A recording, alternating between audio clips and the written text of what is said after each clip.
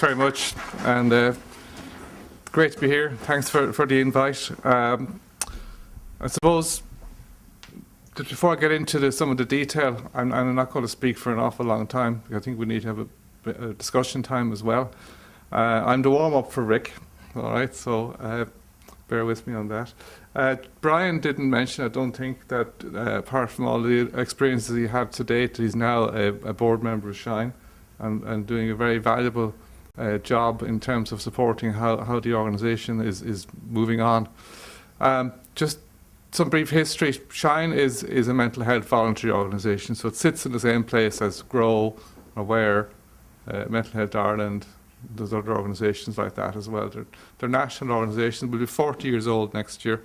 And the interesting thing about Shine is, one, it was started originally by a group of family members, people who had someone in their family who had a very severe mental health problem and who felt at the time that the health board weren't able to respond or give enough support to family members who were going through very difficult times, let alone provide support for the person with diagnosis.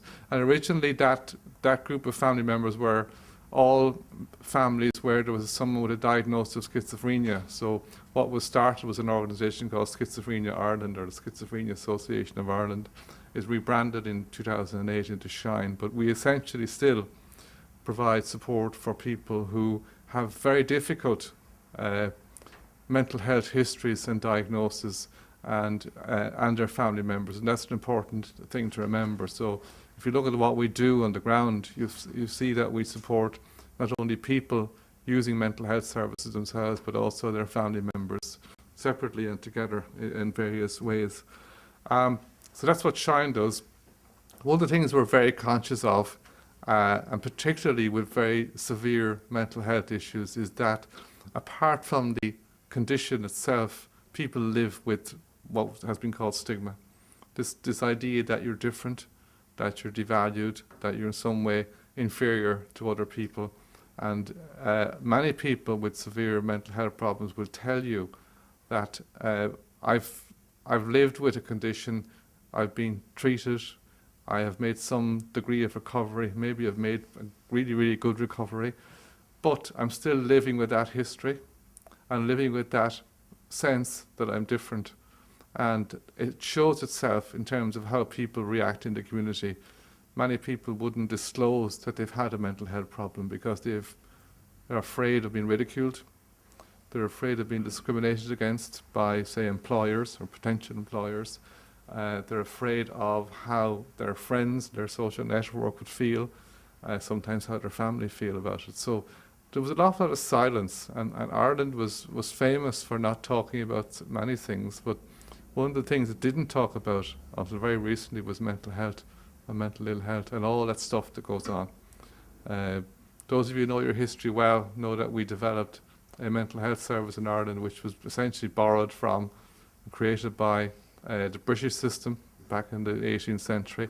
And that was just a series of asylums, very large places, usually outside a big town, well outside sometimes, where people were sent if they showed signs of having a very difficult mental health problem, and which by and large people didn't return from. There was a sense that you were there for life if you had a very severe problem. And sometimes it wasn't just mental health, it could have been other issues like alcohol or sometimes violence and sometimes just poverty and not being able to cope with life. So there was a very mixed bag of people.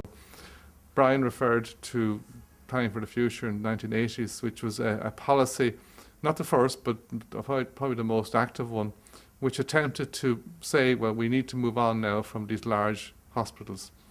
The figure I'm always quoted is there were 24,000 people living in long stay asylums back in 1966. And that was the highest in the world at the time.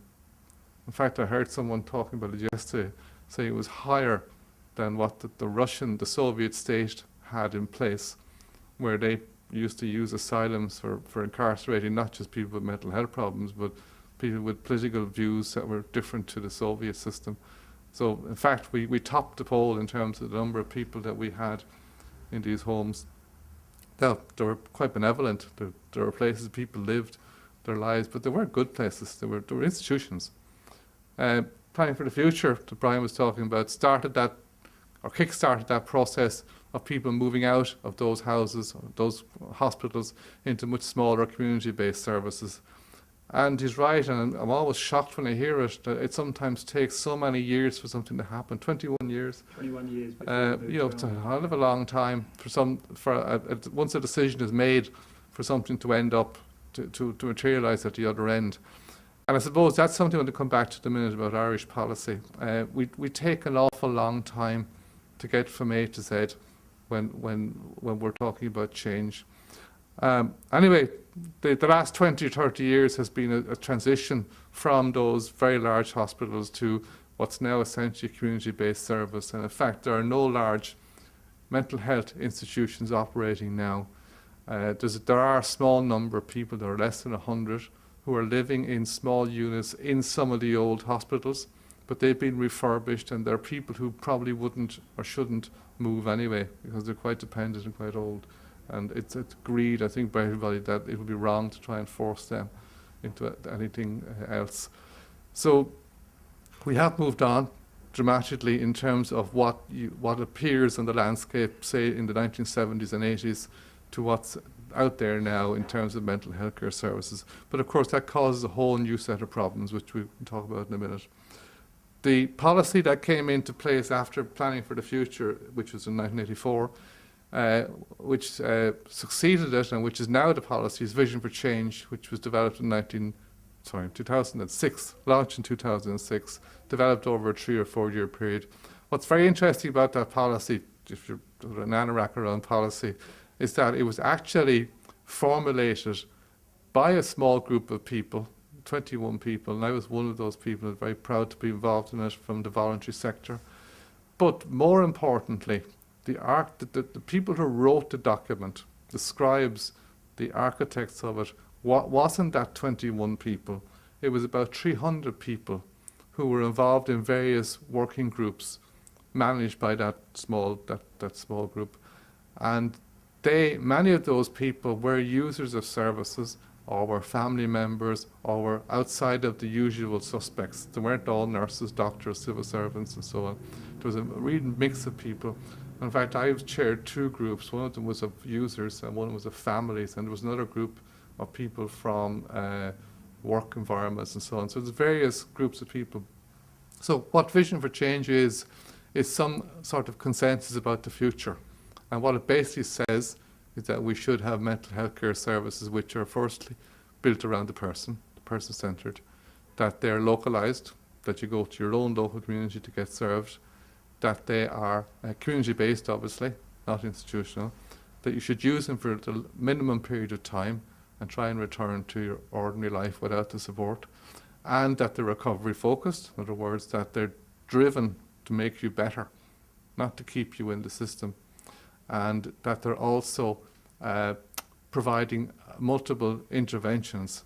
The old system, the asylum system, the hospital system, is what we call a medical model, rooted in medicine and medical psychiatry, which deems everything to be an illness and treatable or not treatable, and so on and so forth.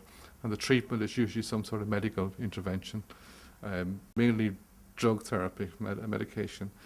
The new model, fancy name, a biopsychosocial model, basically says, yes, there may be medical intervention, but we also need psychological intervention, which is psychology and behavioural therapy and family therapies and various other interventions, and social therapy, which is loosely around occupational therapy, work-related support, employment support, housing, income support, and all the other pieces of a jigsaw that you need to get through life. So it's looking at a whole menu of different interventions from various sources to provide the type of recovery that is deemed to be necessary. Now, that's not unlike what you see in the world of general disability, where one time people were viewed simply as being medically disabled with whatever it was that disabled you physically or intellectually or sensorily.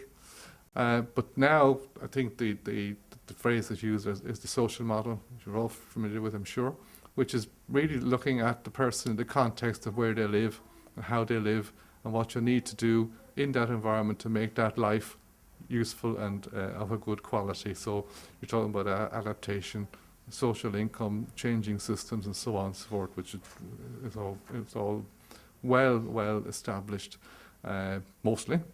Mental health has moved into that space as well. So really now in mental health, you're talking about giving people psychological, social, and if required, psychiatric support, mental health psychiatric support, to make sure that they can live a life in recovery and a life that's valuable and well-being.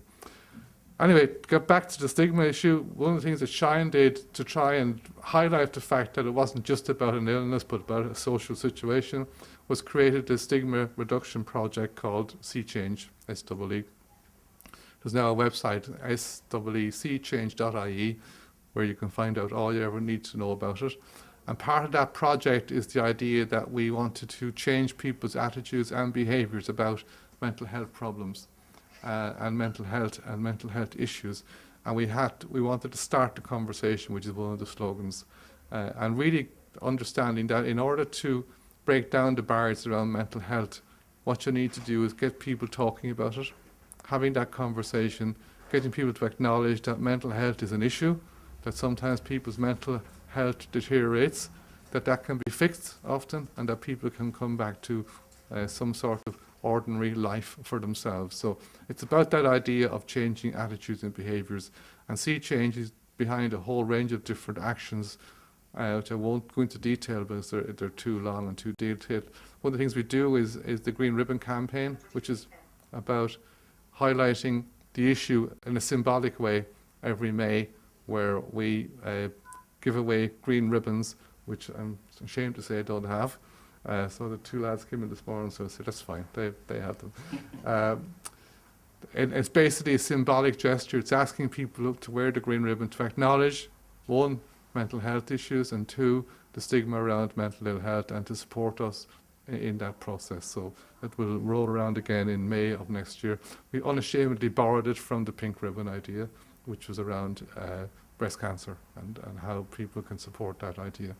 So that's what we're at. And just to reflect a few minutes around disability, and one of the things that has emerged over the last couple of years is that traditionally in Ireland, and for many people still, if you ask them what disability means, they will think about someone who is physically disabled. Or they might think about someone who's sensorily disabled. Or they might think about someone who's intellectually disabled. And that generally is the cohort of people that they might think about. They may also think about someone who's maybe injured from an accident of some sort. Sometimes they will think about people with mental health difficulties and sometimes not. And in mental health itself, the term mental disability is used, but it's not that commonly used. Because I'll tell you why, because in mental health, people have got to the point where they see mental ill health as being somehow temporary, transient, and open to recovery. And that's the way people are thinking. So if I have depression, I would want to think, and my people who support me would want to think, there's a good chance that I will come out of that, and that I will become undepressed or non-depressed and try and live my life as I want to live it. There's a chance I may go back into being depressed, and there's a chance I might come out of it again. Similarly, that might happen in psychosis. It might happen in anxiety, it might happen in other forms of mental health problems. Sometimes people are disabled for a very long period of time, or perhaps for their life, by mental health issues. But it's not necessarily true of everybody. So there is a little bit of a disjoint when you look at mental health and you look at situations where someone may be permanently loss of hearing or permanently blind, where there's no possibility of reversing that, or someone is physically disabled to a point where that's not going to change. It might change, but it may not change. So there's that difference between permanence and temporary, and that's one of the issues that mental health is grappling with. And it comes back to the idea around policy, because in Ireland, disability policy actually includes